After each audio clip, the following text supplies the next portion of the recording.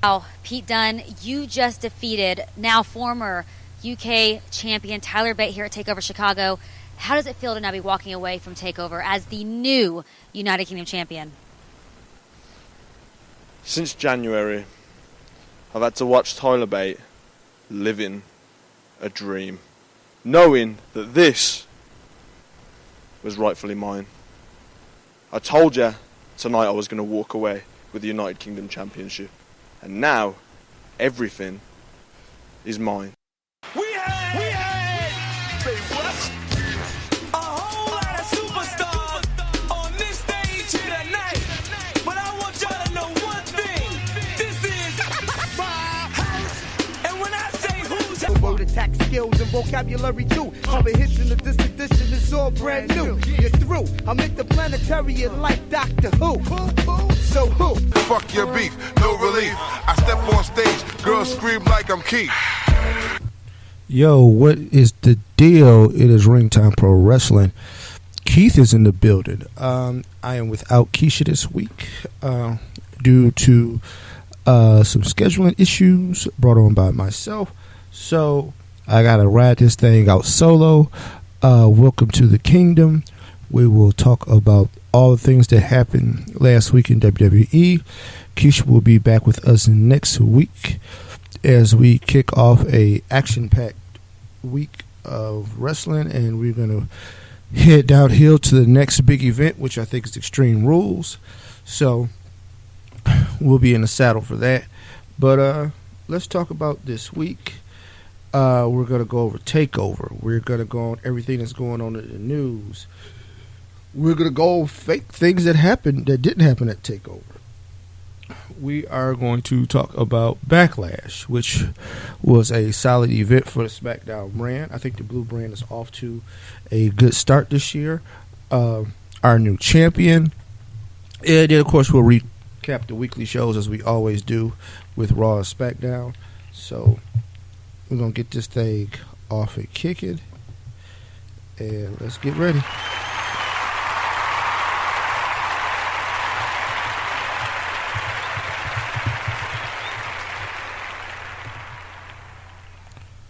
So we had TakeOver, and TakeOver was in Chicago. Probably one of the more perfect places to have an event like TakeOver is in Chicago. I mean, let's be real.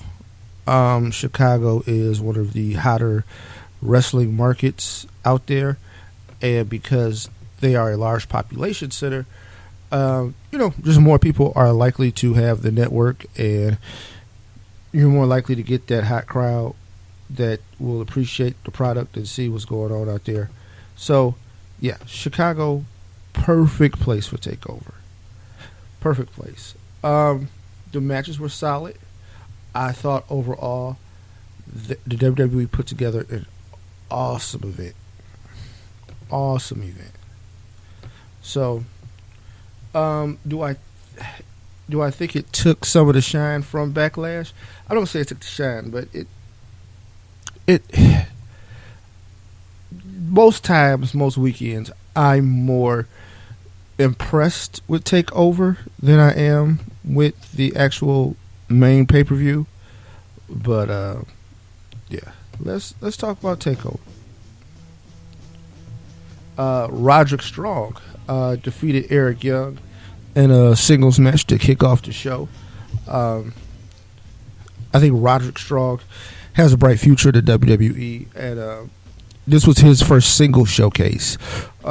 Eric Young and Sanity still are going to be functioning towards the top tier of the NXT card for a while. I just want to see if they're going to do more with Eric Young and Sanity, because, I mean, they are a faction or a group, and I like to see what groups do.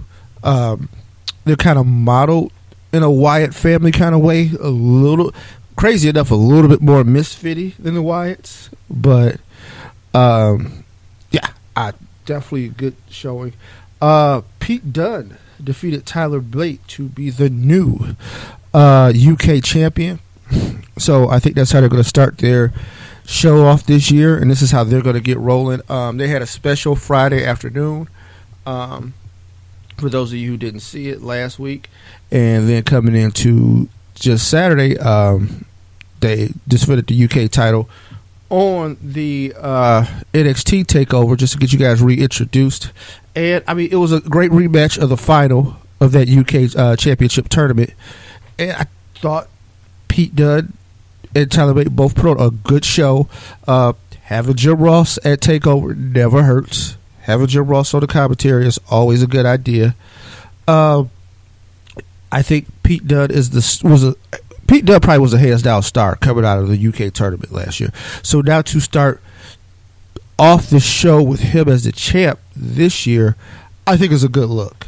Because I think a lot of people was waiting to see what was next for Pete Dunne. And after the UK tournament, he had all the buzz. So I think him going in as the champ, I think will really have people tuned into the show. He's a heel champ. We'll see how it all works out. Next match from Takeover, Asuka defeated Ruby Riot and Nikki Cross in the triple threat match for the NXT Women's Championship. As I said in the preview show, I kind of figured this would happen because why not, right? One thing I've learned, there's no reason to bet against Asuka. Never. I mean, for right now, let that ride out. Put the money on Asuka. I'm not going to predict her to lose until she loses. All right? Then, after that, if she loses once, then maybe I might not do it again until she loses again. Like, that's where it's at right now with me for Asuka. Like, always bet on Asuka. I thought Ruby Riott and Nikki Cross both had a great presentation in the matches. But Asuka's clearly the star going forward. And what I wonder about her is going to be her transition, right? Like, as the dominant run on NXT, you cannot just send her to the main roster and just have her flounder. So, her ascension to the main roster, she has to be in a championship match out the gate. That's the only way this works. I mean, even to a point where maybe she holds both titles, and then they have a tournament for the women's title in NXT. But right now, I mean, I think that's the only way to go with her right now in her momentum. If I'm using momentum correctly, of course. But yeah, I'm definitely excited to see what's next and what they do with her. And I'm proud that she has taken on this women's title and, made it her own. Next up is Bobby Roode and Hideo Itami. This is kind of predictable. I don't think Itami was going to win the match, but what I do think was it was a good showing for Itami. Like, he's been going for a while, and a long while, and I think having him come back and look as strong as he did was a great look for him. And it does set the tone for a rematch. Apparently, Itami blew up after the match, and this sets the tone for them to have a very solid feud. I think he can learn a lot from Roode. I think Roode can learn a lot from him. They both are very experienced. They've both been all over the world. And I think they can give the WWE some classic wrestling. And that's what I got out of this match. Roode came out still glorious, still figuring it out. And that's the thing. He's the cagey veteran who always figure it out. He, like Asuka, I think has an interesting dilemma because when they go to the main roster, Bobby Roode cannot go to the main roster as anything other than a main event #1 contender type. Period. Point blank. Like, I don't want to see him come to the main roster and have a match for the IC title, maybe United States title. Bobby Roode does look very United States titles. But in that case, you got to go back to the classic belt. There's a lot of things you got to do. But no, I think this is a guy who definitely could be competing for the Universal or WWE title immediately after coming up from NXT. But, I mean, the thing is, probably the thing with Asuka, too, is that they're looking so good at NXT. I don't think it's necessarily a rush to get them to a main roster spot. And NXT is in a transition, right? Like, this is the restocking phase. This is where we're going to have to pull some more new talent off the indies and out of, maybe when their TNA contract's done, maybe when ROH is done with them. I'm not sure who's coming to NXT and who's going straight to main roster. Word on the street is Michael Bennett and Maria. They're going to go straight to SmackDown. Word on the street is that, say, Adam Cole may come to NXT, which, like I said, not even confirmed that those guys actually have contracts, but that's what the word on the street is. But if they go to NXT, I think at least Cole. I think Cole would be a good fit for NXT. And I think a lot of speculations is based on who has done what in the past and how they would fit in on a roster. I think NXT is probably the best route to come into the company now. Like, I think it sets you up for success better. Like, Bobby Roode probably should have been on the main roster based on talent and based on experience, right? But I think him taking the time and grinding through NXT, he gets a little more of the WWE style. He'll learn the ring dimensions a little better. And I think because I think that's what helped Nakamura. I think Nakamura had to adapt to what was going on with the WWE. And I think having that time in that incubator in NXT, same thing for Samoa Joe. I think that NXT incubator was a good spot for them to make the transition. And especially because TNA had the 6-sided ring, I think the idea. And, Nakamura coming out of Japan, and I think the ring dimensions are a little smaller. So it was good to go to NXT and get some ideas and stuff like that. And NXT is so strong as a brand, I think there's still a lot of opportunity there. Like I said, the Itami Roode feud isn't done. Not by a long shot. Like, nobody watched that match and was like, all right, I don't want to see this again. Right? Like, I think one thing you can say for sure is that you probably watched that match and want to see more. So, that being said, main event, an easily match of the night was Authors of Pain defeating DIY. This was essentially a rematch of sorts. DIY had lost the titles to Authors of Pain, and they failed to recapture them in a triple threat match with the Revival. And now DIY had to earn their way back into it and got their own individual rematch with the Authors of Pain. And it was a ladder match. And you can never underestimate the power of a ladder match. Now, I thought the ladder match looked slightly awkward at NXT, but I thought it still accomplished its goal. The Authors of Pain, man. Wow. Shout out to Paul Ellering, one of my favorite guys to watch. Favorite managers of all time. And it's nice to see Paul as he transitions from Legion of Doom. Because he always was associated with LOD. And, I mean, he did manage, I think, DOA later on in the WWE run. But it's always LOD. But I think he's the perfect manager for these guys because they have that Legion of Doom kind of feel. They have this, like, just these massive monsters that nobody can control. One thing I like about Authors of Pain, and they showed in this match, is that they can move. They are willing to sell and make the match with a smaller opponent look real, right? Like, they are willing to give you what you need to believe in the match and believe in these guys could be in trouble. But then they make those comebacks and then they come out and it's like, oh yeah, no. They're still probably the biggest, most dominant force in this ring. And they proved it every time you thought there was a danger. I thought it was, like I said, probably the match of the night. You really didn't know who was going to come out with those belts. You really had a belief that DIY was going to pull it off, and they didn't. And shout out to the Authors of Pain. I think they're going to have a nice long run in NXT also.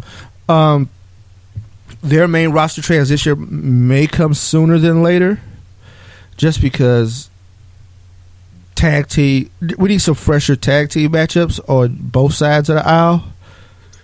Getting those guys in somewhere would be interesting, and they're just massive. So they're on the main roster. It still would be like, okay, wow, these guys are scary.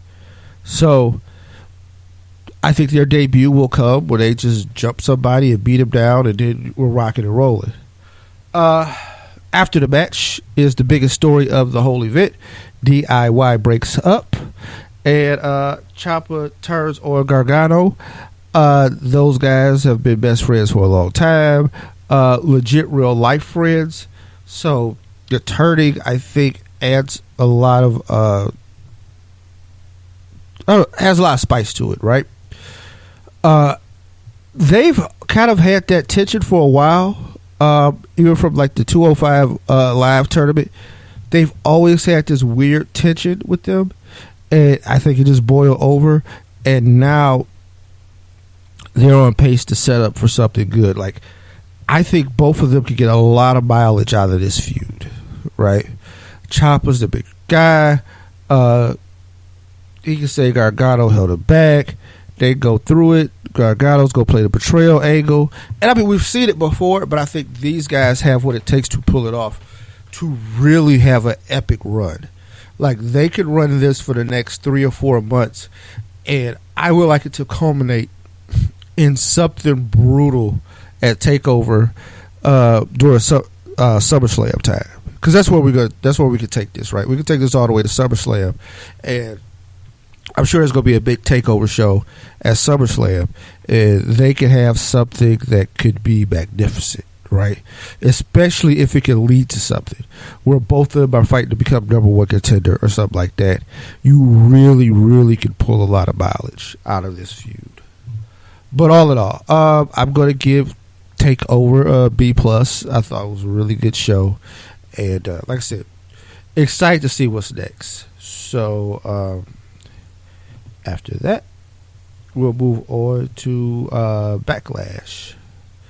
And in the meantime, I'll let y'all listen to Kevin Owens talk some smack. Say something's in your mind that you have an opportunity, and this is the land of opportunity. What are you going to do with it? Well, look, it's cute, that tagline, the land of opportunity. That's the truth. It's nice. But I don't believe in that. Okay.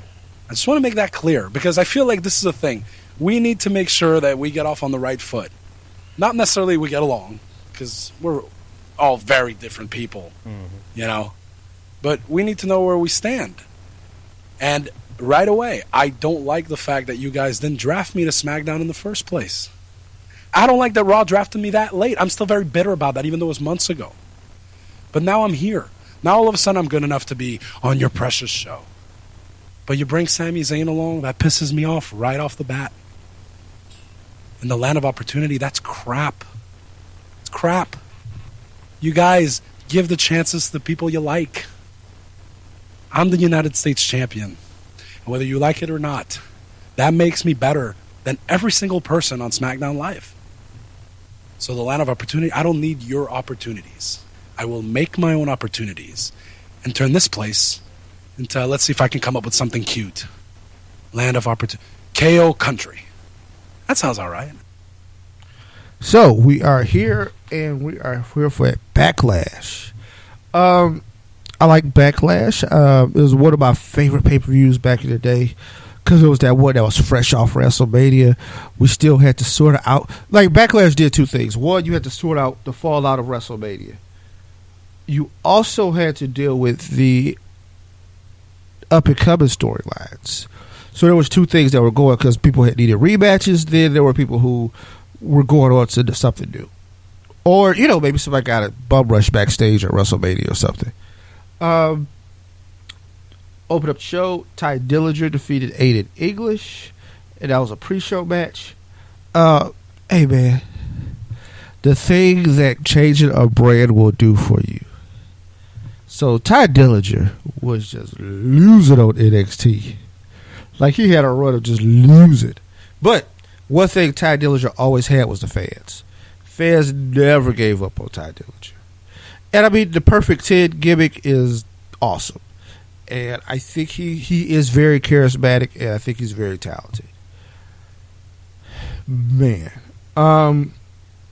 Like I said, fans never gave up on Dillinger. He defeated Aiden English. I'm not sure what's next for Aiden English. Because, I mean, what is he going to do, really? Right? The Vaudevillian thing is over. Thank God. Even though he still does the singing bit, like in the WWE. I can't stand that shit. But, I mean, he's there. And there's a chance for something to come out of it. But for the most part, nothing's really impressive about Aiden English. I mean, he has a nice physique. Other than that, I'm not a fan. Dillinger, I think the guy's on his way. Opening match of the show. And the great selection for the opening match of the show was Shinsuke Nakamura taking on Dolph Ziggler. Now, once again, one match, not a one-off. I think this feud is far from over. I think these guys are good opponents for each other. Both of them sell like hell. Both of them sell like they go into the electric chair. The size difference isn't much, and it works out. Nakamura hands out a lot of punishment. Dolph is used to taking a lot of punishment. I thought the stars aligned. And, we talk about this on the show. Nakamura's my favorite wrestler. He's been my favorite wrestler for a few years now. And since he was in Japan. So when he came to WWE, I was kind of worried, even kind of protective. But it all has worked out. And this was the right event to showcase him. I thought Chicago, once again, best place in the world for him to debut as a pay-per-view debut, because I think it's a smart crowd who watches a lot of different types of wrestling and has access to watch a lot of different types of wrestling. So getting that exposure, seeing Nakamura, I think that gave him an extra boost. And it gave, they were behind it. And they were ecstatic. And it was an excellent match. The Usos defended their championships against the Fashion Police in what be one of the goofier matches I have ever seen. Tyler Breeze. I don't know if this is good or bad, right? Like, it's really hard to tell sometimes. Because some gimmicks and sometimes people do things and it's like, oh, it's over for you. Oh, this should never happen. And then some people, that weird gimmick gets over and it's like, here's the thing. I just watch a mop get over in Chicago. Tyler Breeze hit the ring with a mop, and he's dressed as a janitor. And which is weird in the match, they let him use the mop in the match. It just got, it was, there was elements that were stupid, but it was still somewhat entertaining, and I don't know why. But one thing I'll say about the Fashion Police have grown on me. That is a team and a gimmick that I thought I would never like. I thought it was useless. I thought they would never be challenging for titles. But now I watch them and I'm like, I think this works. Like, I think these guys can pull this off, and I think it's actually kind of cool. And they turned it out, but the Usos still win. Good match by them. Also, very, very, very. I'm so impressed with the Usos in their transition, right? I also saw somebody refer to them as the Trap Usos. I would not go that far, but I will say, yes, I appreciate the turn. I appreciate I think they're textbook on how you turn. Like, they changed everything, right? So it's like, okay, if we come out and we do the dance, and we do the tribal dance, and we got the colorful clothes and all of that, it still look fun and baby-facey. Yo, we going all black. We got the hoodies, because hoodies make people scared when people of color wear them. I like this the idea of the day one ish, Abe, because that's what they are to each other. They're their day ones. They're twins. Having a parent that's a twin, I understand the bond of that unit. But I think most of us who have twins in our family or friends that have twins understand like the special bond that's there. So it's relatable, but it's also them just saying we're going totally left field. But they are holding it down, and they're holding it down well. So good job, Usos. Sami Zayn defeated Baron Corbin in a one-on-one match, which I thought was weird. Not even weird. Here's what I'll say. It was interesting. This was like watching a game where a team is beating the hell out of somebody for 3 quarters, but then somehow the winning team hits a last-second shot after just getting drilled the first 3 quarters and win the game. Or they get a lucky touchdown at the end of the game after losing the whole game. That was that match. Baron Corbin dominated from the bell one till somewhere towards the end of the match, and then it all flipped up, and Sami Zayn got the win. I think the win does a lot for Sami, and the loss doesn't really hurt Baron. One, Baron is physically imposing, right? So, you have to do a lot to tear down a guy that's big. Also, the guy is obviously talented. Like when you watch him, you can see like, yo, there's a future here. I think Sami needed that win because here's the thing. When Sami came to the WWF, I thought this guy could be a poor man's Daniel Bryan. But now watching him, I'm kind of like, hey man, Dolph Ziggler gonna get a job in Buddy. And Dolph Ziggler's incredibly talented too, but I just think that's where it's turned out to be. So, but Sami Zayn wins, and he will be a part of the Money in the Bank ladder match, which I think will add a lot of intrigue there. I think this thing is far from over because I think Sami's going to get in Baron's way again, and Baron is going to try to kill him. The Welcoming Committee, which features Carmella, Natalya, and Tamina, defeated Naomi, Charlotte, and Becky. Shout out to Naomi, Charlotte, and Becky for actually being able to work together, but they were not able to pull off the win. Kevin Owens defeated AJ Styles for the United States champion, so Kevin Owens will retain his title. Kevin and AJ put on a hell of a show. Kevin won by count out. So once again, these two will be added again. This is far from over. But definitely good job by both competitors. I think Kevin is going to be a thriver on SmackDown. Like, he doesn't realize the best thing for him was coming off of Raw. I don't know what they were going to do on Raw, but I think on SmackDown he's always going to be on that main, semi-main event stage, right? So main event, and this is what we all came here for, right? Randy Orton and one Jinder Mahal. Randy gets defeated by Jinder Mahal. I mean, in a moment of when you watch the match, it looks kind of awkward. It looks like, oh wow, did they make a mistake? But they did not. Jinder Mahal is your new WWE champ.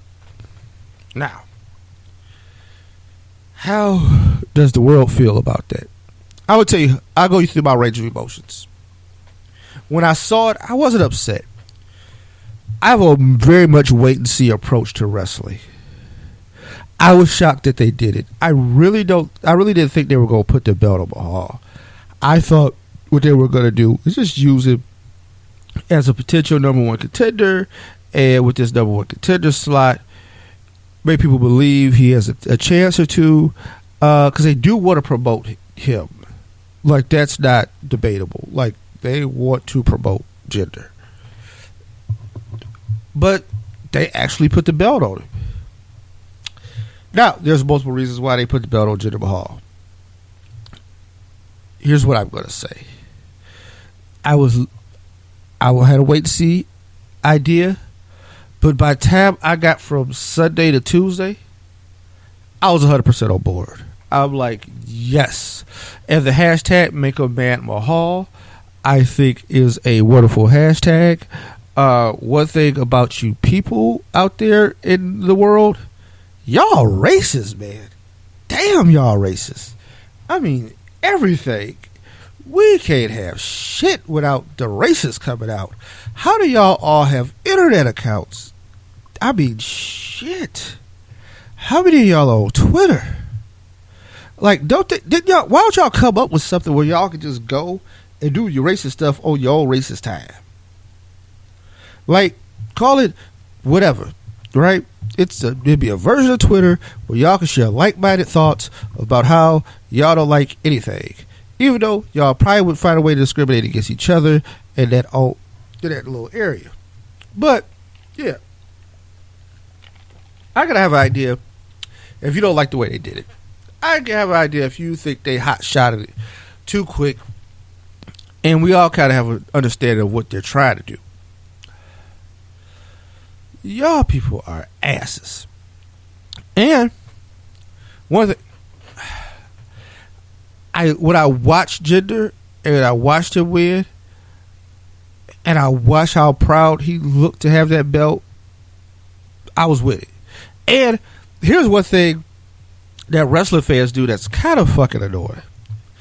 Y'all always complain about the same people get the shot. The same guy gets the title. The same guy, this, that, and the other. Cena. Randy. Da.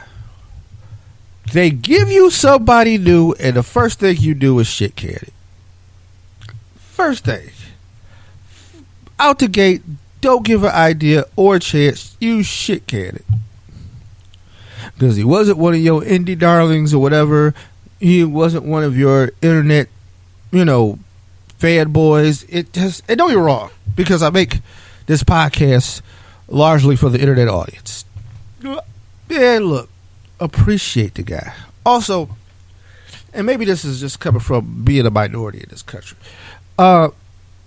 Anytime somebody gets to represent them and their folks, I'm all for it. Because I know the feeling I get when I feel like I've been underrepresented in a space and I finally get some recognition and some representation, right? I mean, think about it. We haven't had like a black champion in the WWE, like world champ, since Mark Henry had his run. Like it's a thing, right? I think you're happy to see somebody get theirs. Also, I'm happy to see a new guy get a shot. Because not even just in WWE, but in life, you feel like the same old people always get a shot. The same old people always climb to the top. The same people who get the opportunity because gatekeepers like to give it to the same old people. And somebody new just broke in the door. And that's something that I come to appreciate. And I think this guy is a good heel. And people are not going to like him. I also saw something that was on YouTube for the WWE, and I'm going to play it for you guys because, I thought it was interesting.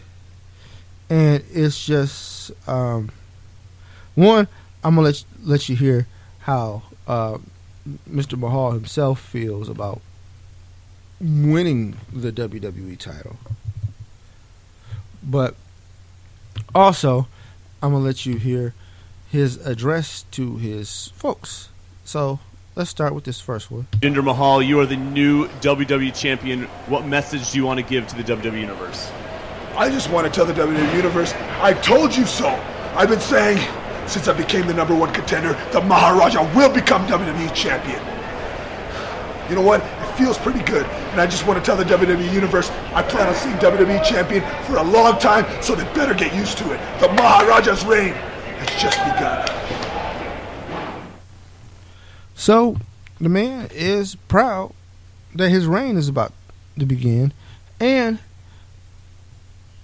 one thing they recorded that I liked is that they recorded a message to the Indian WWE Universe in his native Hindi. So I'm going to let y'all hear that. हम यहाँ पर हैं back stage backlash के बाद जिंदर साहब मैं हूँ उबैद काटवानी और हम सब कितने खुश हैं आपने सारी इंडिया को इतना मान दिलाया है दिया पहले तो मैं सब आपको WWE यूनिवर्स इंडिया में बहुत बहुत थैंक यू बहुत बहुत शुक्रिया इतनी सपोर्ट करते हो हमारी बस मैं बहुत प्राउड आप सबको रिप्रेजेंट कर रहा हूँ और पूरे इंडिया को सब रिप्रेजेंट कर रहा हूँ और चैंपियन हूँ मैं WWE का सो थैंक यू बहुत बहुत and it's very good feeling and hopefully I continue to make you everybody proud Jinder साहब शह सरदार आपका स्वागत है आप दोनों को कैसा लग रहा है ये मैच जीत पाए और बहुत बड़ी बात है पूरे हिंदुस्तान के लिए बड़ी बात है हमारा जिंदर महाल WWE चैंपियन है कोई छोटी बात नहीं है यार अभी तो शुरुआत है अभी तो इसको फिल्में करनी है पूरा परेड करना है हिंदुस्तान में तो सब हमारे हिंदुस्तानी भाई लोग सब बहन हम आएंगे हिंदुस्तान हम आएंगे हम बेल्ट लेके आएंगे जिंदर महाल लेके आएंगे कितने इनको तो इतना खुशी मिली कि आपने ये बेल्ट लिया और पहली बार WWE यूनिवर्स में दुनिया में ये आप ही बने तो आपको ये कैसा फील होता है बहुत प्राउड फीलिंग आ रही है यू नो आप सबको रिप्रेजेंट WWE में कर रहा हूँ और यू नो थैंक यू बहुत for all the support and I look forward to defending my WWE championship in India Jinder साहब डिफीट किया 13 time WWE champion Randy Orton को ऐसे कहा था मैं हूँ महाराजा अरे काम करे कैमरा पे कहे महाराजा कह दे जिंदर महाल महाराजा Like one thing, if you I don't speak Hindi, so let's put that out there. But one thing you can pull from the words you can understand is that proud, represent the Indian people. Man, if you can't get behind that, I don't know what it is. And yeah, they're gonna probably defend the belt over in India. They're gonna do a tour. They'll probably go to India, and it's gonna be nuts. Because when you just heard that promo, that sounded like a babyface. That didn't sound like a heel. Because guess what? In India, he's going to be a babyface. I don't care who he's facing. He can face John Cena. He's going to be a babyface in India. And I'm here for it. Like, I think that's what this is all about. And they had the announcers, who I guess are the Hindi announce team. And the Singh brothers were there. And everybody's talking and everybody's happy. And this is a huge moment. And for them to get that opportunity is, I think, is something excellent. So I'm gonna leave y'all with that. We are going to tone in for another break. We'll be back on the other side. We're gonna do what we usually do. We'll knock down birthdays. We'll knock down the news. I'll tell you why Ryback is wrong about the WWE expansion to India, and just some other things, right? So we're going to talk about Kenny King being on The Bachelorette. Ric Flair's 30 for 30 has a premiere date. So all that stuff is going to go on, right? So kick it for the break, and we'll be back. Stand up. Stand up. Stand up, for soon the slaves of the beast shall be liberated. Stand up. Stand. Stand up. Stand up and rejoice for your one true Savior, Bray Wyatt.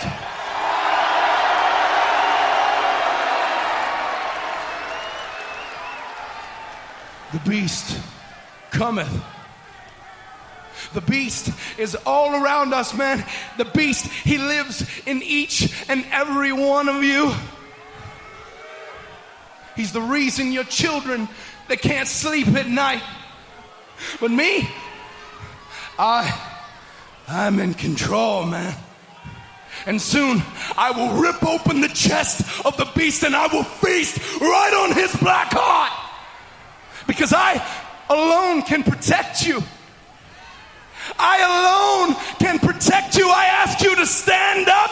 I alone can protect you. Oh, yeah. You think Seth Rollins can protect you?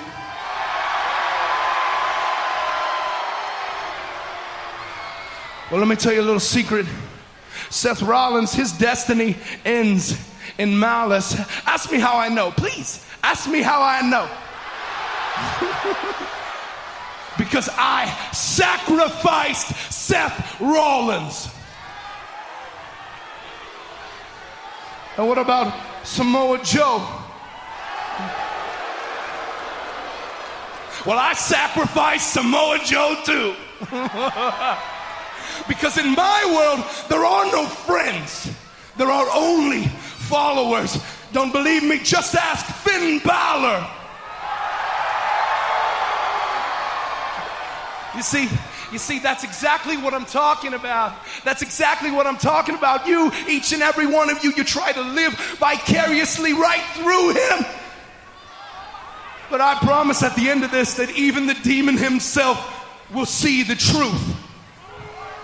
That only I can slay the beast.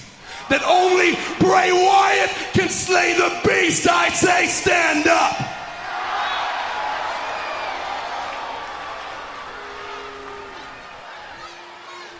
But lest we forget, there is a fifth. Roman Reigns.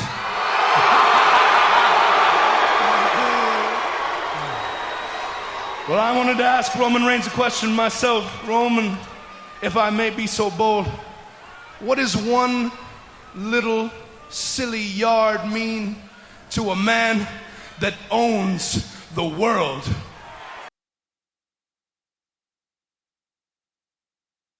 Now that is an interesting question.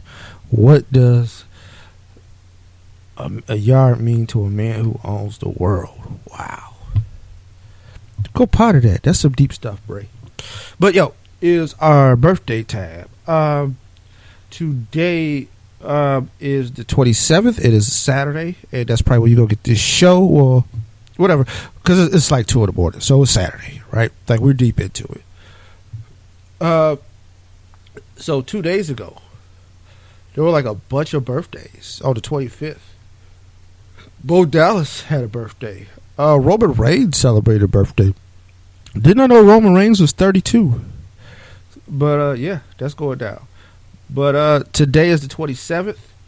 Eric Bischoff turns 62. Eazy-E, the man who brought you the revival of WCW in the late 90s and helped kick off the Monday Night Wars. Natalia, she turns 35 today. Tomorrow, the 28th, the legend Kamala will turn 67. Chaz, you know, one half of the Headbangers, turns 46. Also, tomorrow, Seth Rollins celebrates a birthday. Seth Rollins turns 31, which is wow. Now, him, I would have picked as older just because I've been watching him so long, right? Like, his WWE run, his NXT run, I mean, we're talking about 7 years there. We're not going into ROH, where it had been a long time. Wow, like Seth Rollins. Monday, Memorial Day, the 29th, Pete Gas, one third of the Mean Street Posse, turns 47. Spice, Nitro Girl Spice, celebrates a birthday. The Brian Kendrick turns 38 on Monday. Nia Jax turns 33 on Monday. Hornswoggle turns 31 on Monday. A lot of birthdays, man. It's going down. Wrestling is full of birthdays in May. And it's just the end of the month. The 30th, Jake the Snake Roberts will be turning 62.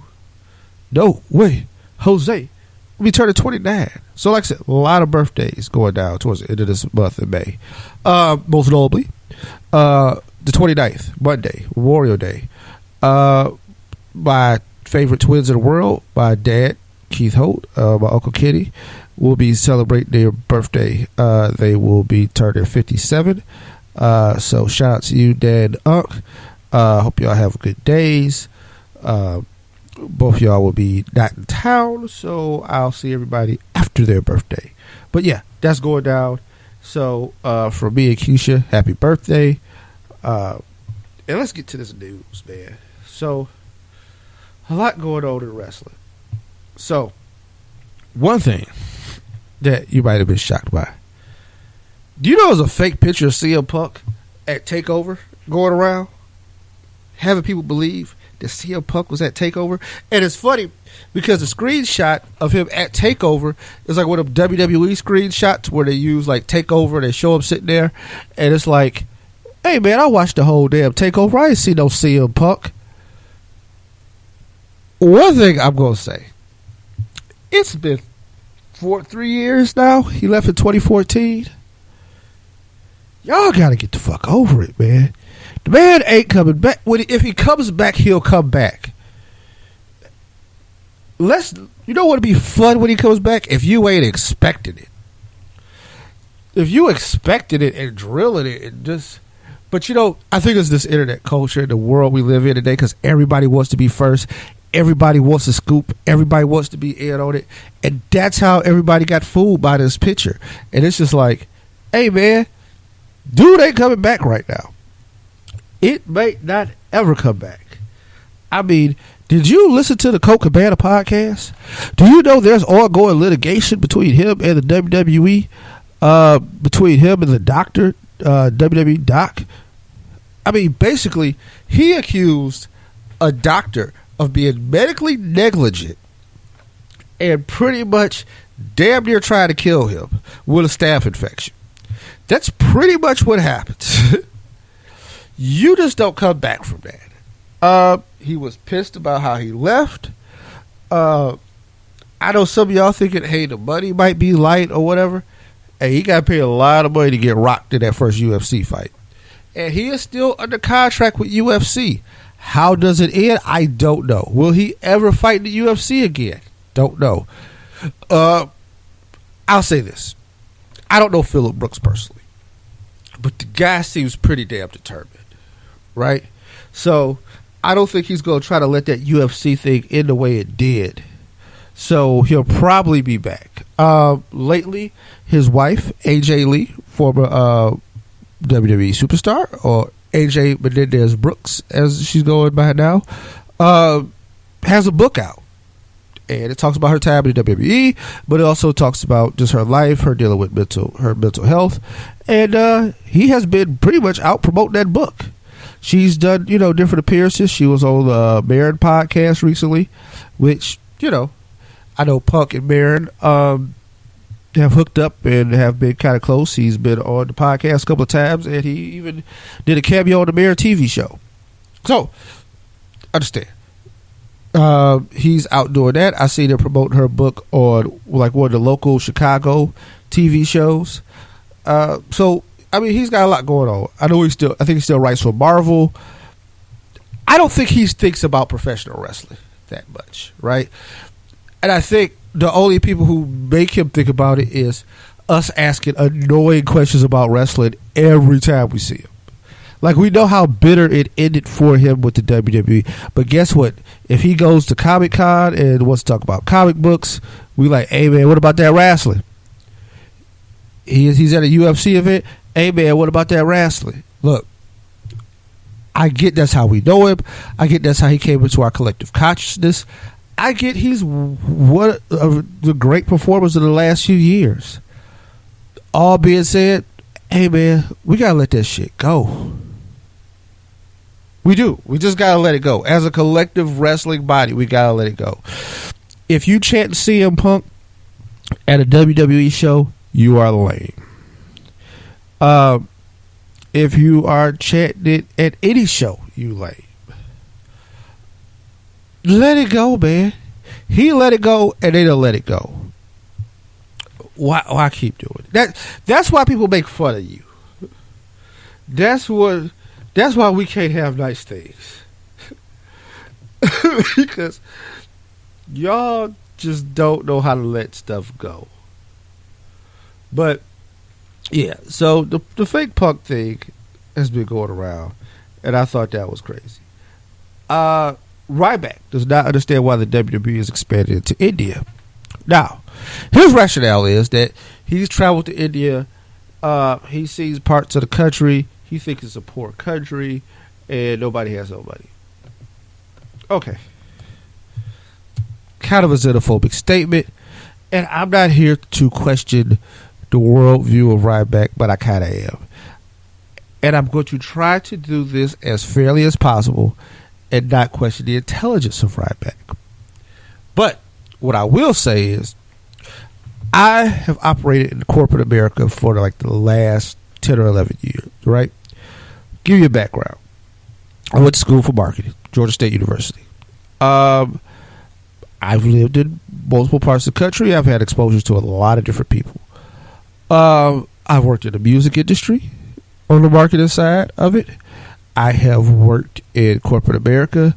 I work for some major corporations. Right now I work for more of a mid-sized regional corporation. I can tell you that there's money in India. Right? First of all, just sheer population. Right? 1.3 billion people. Second biggest country in the world. Like, they sit behind China, right? Like, we talk so much about China having such a large population. India is on par with China. Now, that being said, China doesn't have a lot of money per person, right? And there's a lot of poor people in China. I get it. But there's a lot of rich people, right? And there's a lot of people who have freaking internet, can afford the WWE network. Shane McMahon ran a business in China. That was like the Netflix of China when he was over there. Okay. India, 1.3 billion people. That's a lot of opportunity. And the people who have money over there have a lot of it. They like wrestling. Wrestling is very popular in India. You know who does well in India? TNA does well in India. They don't do well in many places. They do well in India. So I'm sure somebody in WWE office said, shit, if TNA could get some bread over there. And they have high demand for their tours when they go over there. And they sell out a lot of places. The WWE is like, shit, I know we can sell out a lot of places in India. Once you see TNA do it and you the WWE, you got to be like, yeah, I think we can get that. It's kind of like, hey, if a college basketball team toured a country and made a lot of money, the NBA watches that and says, oh, they rock with basketball like that? We have a much better basketball product because we have much better basketball players. I'm sure we could get some bread over there. And they do it. Right? I mean, everything is trying to reach a global expansion. Sports as a whole has been on this road since the 90s. Right? Like, we're to the point now where we're having weekly games in Europe, in the NFL. And we're trying to have games in Mexico City. So, I mean, that's what we're doing. I don't understand how he doesn't understand India. One thing you have to do, once you know where things are at, you have to find the untapped potential. So the WWE is already establishing itself in the UK. Got a UK tournament, got a UK champ. They've already started the Asian expansion. They brought in like 7 people from China, right? Some who don't have a lot of experience because China really doesn't have a feeder system for pro wrestling. Like, they're going to be the vanguards of pro wrestling in China, right? You saw the Japanese expansion when they brought in Nakamura, when they brought in Itami, when they brought in Asuka. Like, they are very much down on making it big in Asia. You know what's a part of Asia? Freaking India. It's a large part. Like I said, 1.3 billion people. Their GDP, it's about $2 trillion. So, to say they don't have money is stupid. Also, they're trending up, right? Like, right now, the per capita, about about 1,500, something like that. But if you look at the idea of what they're doing, they're trending up. So, that's a positive. I don't understand what Ryback is talking about. Look, Ryback, I would say this. There's the power of Google. And you can see stories about India and their economy. The growth of the Indian economy. Indian economy took 31 years to increase by 10 to 2.3 trillion. Next phase, we'll see a similar rise. They're going to have... Man, it's kind of like this. You could tell hate. You could tell salt. The guy made event like 3 pay-per-views, never got the belt, and they realized that they probably wasn't going to ever use him as a main event talent again. Somebody new was in the main event scene, somebody he didn't think probably should be there, somebody he thought was probably under him. And a little bit of hate. So that's what I'm going to take it as, because it's not from any understanding of the economics of India. So, like I said, a little bit of Google could teach you a lot. Gross national income, 7.89 trillion.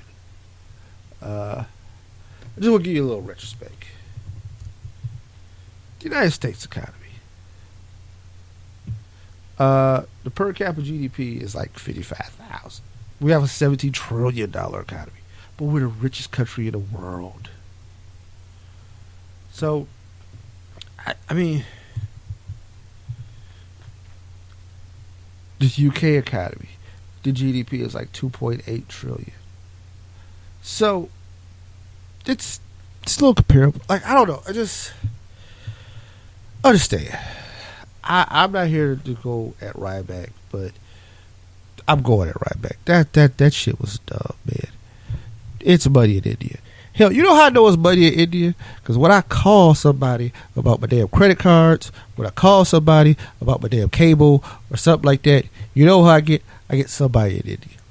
So, yeah, I'm pretty sure there's somebody got some bread. Anyway, Ric Flair, 30 for 30 has a premiere date. It's going to be September 8th. So be on the lookout for that. It's going down. I think a lot of wrestling fans have been waiting for this, old and young. Only thing I will warn you, and I've warned you before about this, it's going to be an incredible piece of journalism because ESPN kicks ass on 30 for 30s. They have won a lot of Emmys on this. The one on the XFL I thought was excellent. It confirmed a lot of my theories about the XFL, and I think it was a failed league, but I think it was a failed league based on a lot of external factors. But I think it could have worked after. But maybe I'll put a blog about it, what I think could have saved the XFL. But 30 for 30 has a premiere date. It's going to be sad. Okay? It's going to be really good. It's going to be really entertaining. But it's just like every other one of these bio shows and stuff like that. You ever watch Behind the Music? Or, Behind the Music. Or you ever watch Unsung? Or TV One? Or something like that? It starts off real good. And the rise to fame is always the fun part. I love the rise to fame. After that, it goes downhill quick. And when it goes bad, the shit hits the fan. Flair has a very shit hits the fan kind of story. And there's some things, like, I'm not sure how they're going to tell the story. And even going into today, I don't think he has a bad life, but Flair got some issues.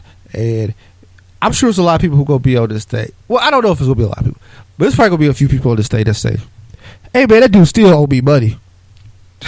So, it's interesting. But I just be prepared. Understand. It's not going to be all fun and games. But The style of their profiling for the first half hour is going to be fucking amazing. But just understand, it's going to be a very good piece of journalism. But there's going to be a point where it gets sad. Also, The Bachelorette is here. And usually we do not talk about The Bachelorette. Why? Because I have never watched The Bachelorette. I've never watched The Bachelor. All the seasons I can't believe they squeezed as many seasons out of this. And I mean, it's the precipice of Flavor of Love, For the Love of Ray J, I Love New York, Rock of Love. It's the precipice for all this shit, right? But it came to my attention from Keisha that Kenny King is on The Bachelorette. I'm not going to watch The Bachelorette to see Kenny King watch you either. I'm just not going to do it. For those of you who don't know Kenny King is a former Impact Wrestling X Division champion, longtime wrestler ROH. One half of the All Night Express with Rhett Titus, two-time, I think, tag team champion at ROH. Also former Chippendales dancer. Yeah, that's kind of a thing. So when I put the Chippendale dancer into it, it kind of puts it in context. And he is now on The Bachelorette. The Bachelorette has the first ever black Bachelorette. So it's the first like predominantly African American cast ever for the show. Which, if you think race doesn't matter in America, understand this. For all the years of The Bachelorette, they have like 30 white guys start the show and one black dude. The black dude gonna get eliminated the first day. Why? Because, I mean, that's how this shit works. He's just there because they need to say we had a black dude on the show. We try to be nice. And then they get rid of him, right? First day. Hey, bruh. Going out of here. You're not getting no roles. So it happens. This year we have a black bachelorette. Now they find like 20 eligible black bachelors. Crazy.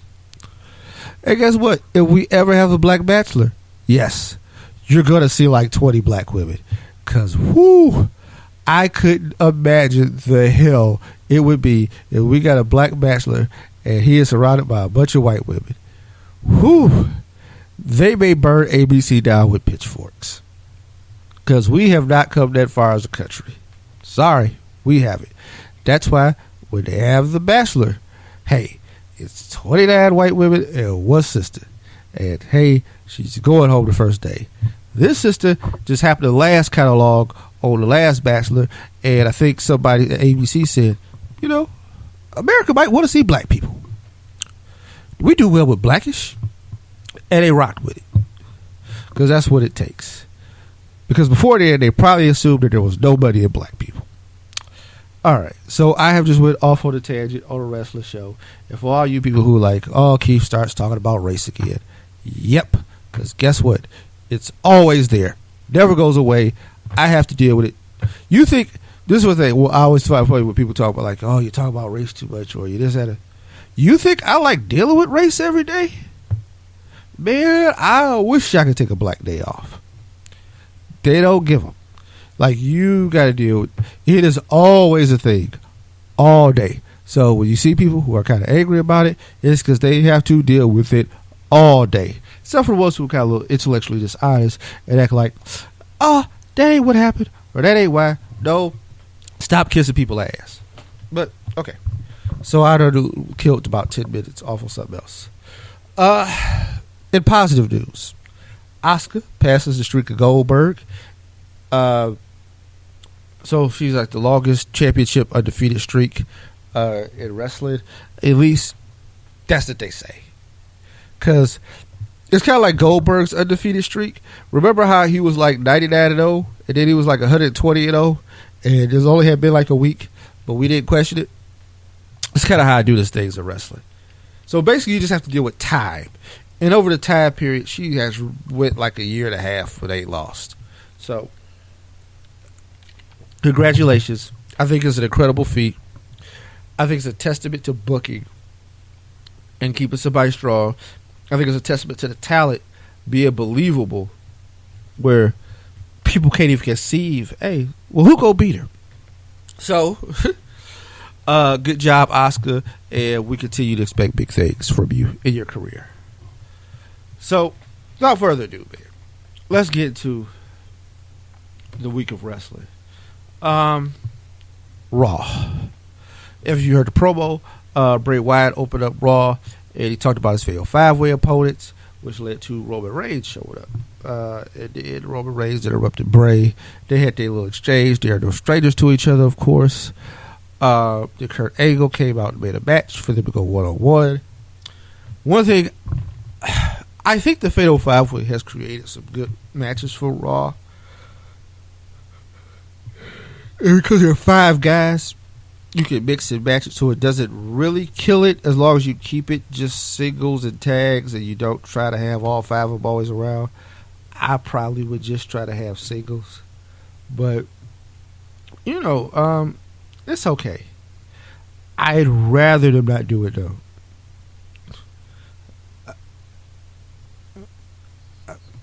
I would probably decide that I would want them to wrestle other people. Why does rosters have so many people and we can't have more interesting matches throughout the weeks before leading up? People who are wrestling at pay-per-views wouldn't have too much contact with each other if it was up to me. But I guess they're not trying to kill the money on the pay-per-view or nothing like that. So, I mean, it's a little different for the WWE. But I just wouldn't have them around each other that much, right? So, there's that.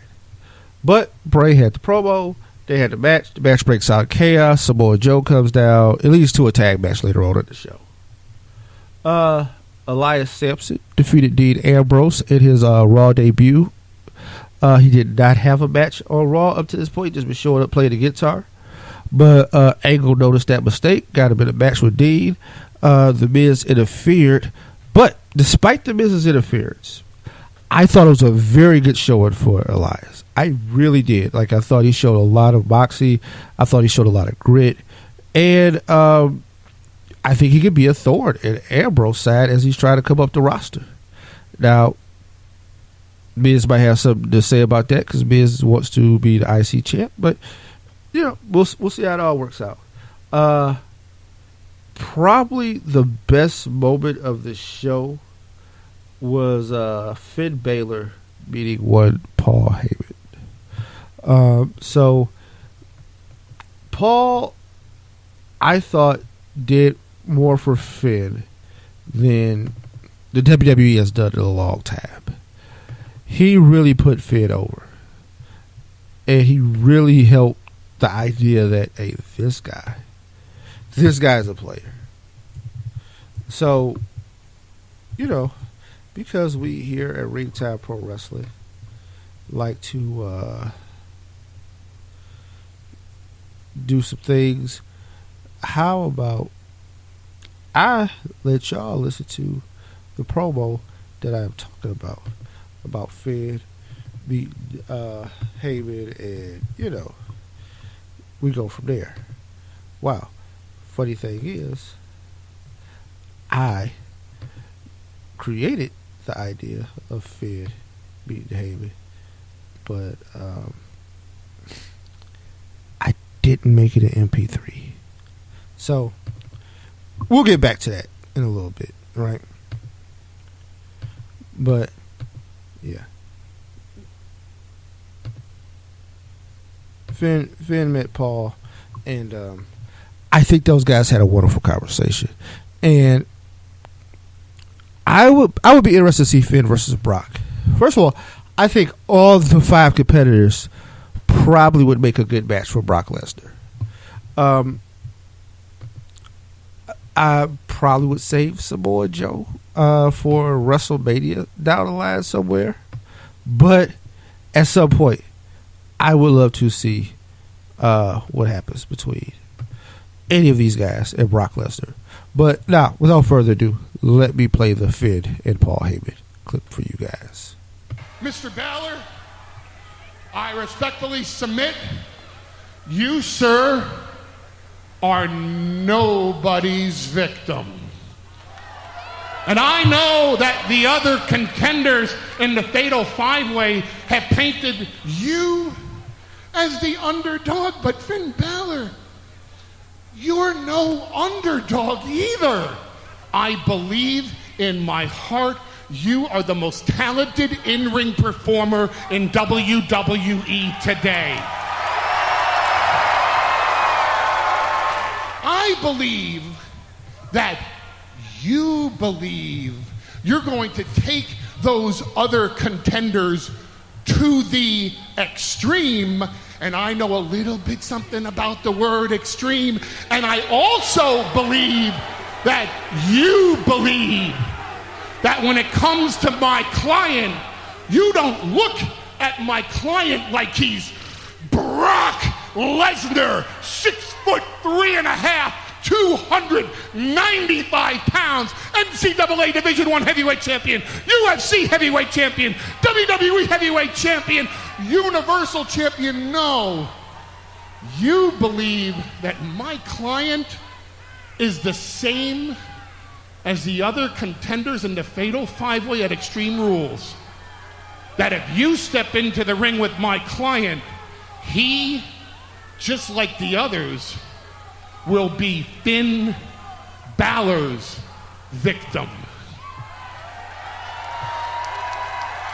Which is why I came here tonight to look you in the eyes and say to you, Finn Balor, of all the possibilities at Extreme Rules, I look forward and I'm most intrigued to the possibility of Brock Lesnar versus Finn Balor for the Universal Championship.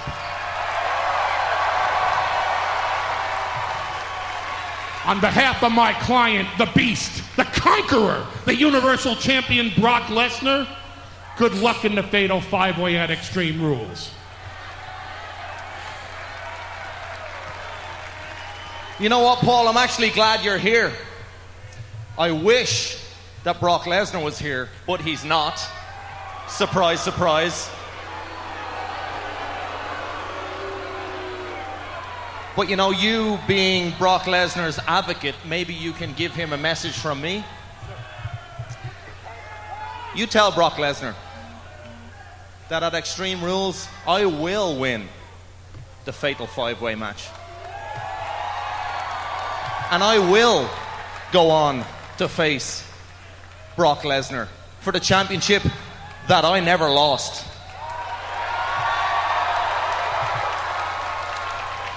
And you tell him that I said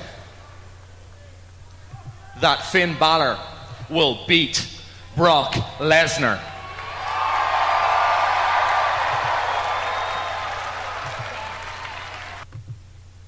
So, I thought that was an incredible exchange. I thought it did a lot for Finn out of the 5 guys that were going to be in that match, because I think he needed it the most, right? Like, Roman Reigns is Roman Reigns, and as much as y'all can't stand him, he is still at the top of the food chain. I think Seth Rollins has had that run at the top. Samoa Joe is a legit badass and dangerous. And Bray Wyatt is like the most captivating, charismatic figure that the WWE has had in a long time, who should have never lost his WWE title, but neither here nor there. Finn, I think, is the most understated guy. I think he's the smallest in stature. As Paul said, best in-ring performer, though. I think he lets his personality out at the right time. It's going to be great to see that entrance at a major pay-per-view, right? Because that's what Extreme Rules will be, a big pay-per-view, and he is going to break out the demon, and he's going to break out the paint, and I think it's going to be interesting. Honestly, I think the way the feud is going to go, he is going to feud with Bray, right? Like, that's what's going to happen. Him and Bray Wyatt are going to find their way into this weird demonic feud. I think Samoa Joe and Seth Rollins will have their unresolved issue keep going, and it'll lead to Roman Reigns ended up with Brock, and that's how we'll roll out. Then Hopefully when Strowman comes back, and then they'll probably pick up the Roman Strowman thing. That's probably how I see this going down. Hopefully there's some things that'll be slightly different, but more than likely I think that's probably where we'll end up with all of this. So we're live, which is always fun. But yeah, Baylor did went on to defeat Carl Anderson, one of his former teammates from the Bullet Club.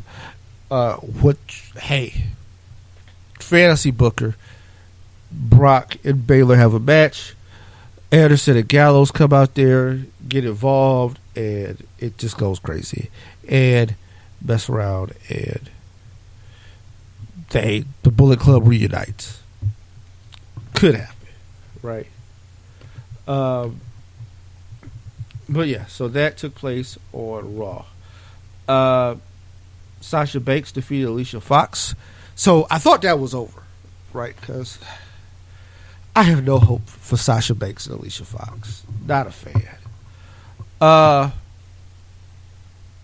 But it didn't end that, and apparently Alicia attacked Sasha after the match after Noam Dar got involved, which I hate when a man gets involved in the women's matches and stuff like that. Anyway, or even just their conflict, right? So Dar sets up a distraction. Alicia comes up and hits Sasha with the kick. Anyway, so we're going to have more of this, right?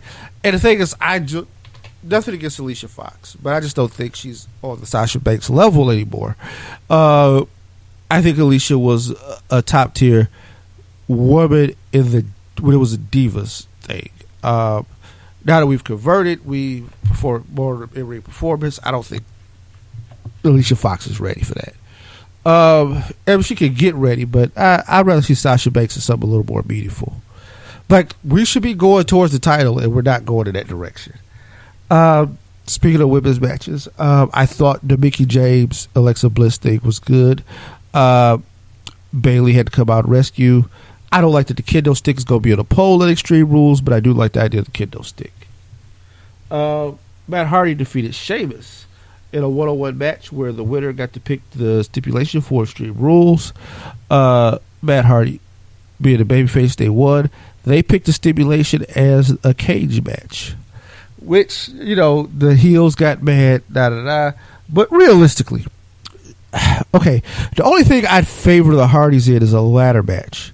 A steel cage seems like the stronger opponents have a chance to be more brutal. And I think that's where it would be an advantage for Sheamus and Cesaro, because being with a cage, it confines the high flyer, where the only thing you do is jump off the cage. But other than that, like there's not a lot of wide open space. So they have to fight you in these confines, and it's going to be a tornado match because anybody will be tagging in and out in the cage. And if they do, I'll be pissed about that. So I think it favors Sheamus and Cesaro, and I think they probably might win the belts at Extreme Rules. Bray Wyatt and Samoa Joe defeated Roman Reigns and Seth Rollins. I thought it was a good match. There was some tension and miscommunication between Rollins and Reigns. So there we'll have a match again next week on Raw as a one-on-one. So we'll see. Like I said, they keep mixing up this as a match, but I think over the course of a few weeks, they can keep them away from each other. But that's just my opinion. So with that being said, I'm rolling downhill to SmackDown. SmackDown is the first one after the pay-per-view. It's kind of weird because, Raw, when they have their pay-per-views, is Sunday, Raw is Monday, we're there.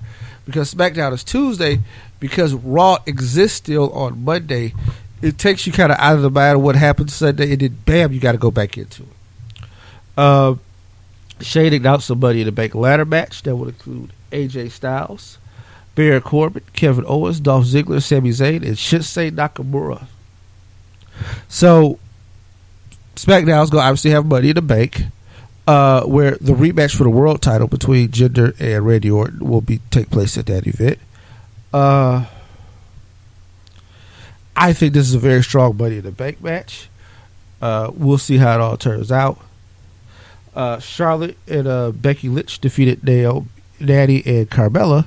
Naomi was ringside as always with Tamina and stuff like that. The highlight of the show was the Jinder Mahal celebration. Oh my God, it was lit. It was like 4 or 5 minutes. It was everything. One, I think Jinder has nice theme music. 2, man, they brought out all the dancers. The Singh brothers was there, and they really let Jinder speak his mind. And this is what I've seen a lot of championship celebrations, so I thought I was gonna follow the usual trope. You do the championship celebration, the babyface comes out, attacks the heel, bada boom, bada bing, right? No. They actually let that man have his celebration, and I think that is beautiful. Once again, early in the show, I told you how I felt about Jinder winning the belt. Glad he has it. And the hashtag Make 'em Mad Mahal is going around. And we should keep retweeting that. Like, Make 'em Mad Mahal. Like, we are here for the Jinder thing. Ring time is officially Jinder Mahal territory. He can go on the show at the time. WWE would never approve that, though.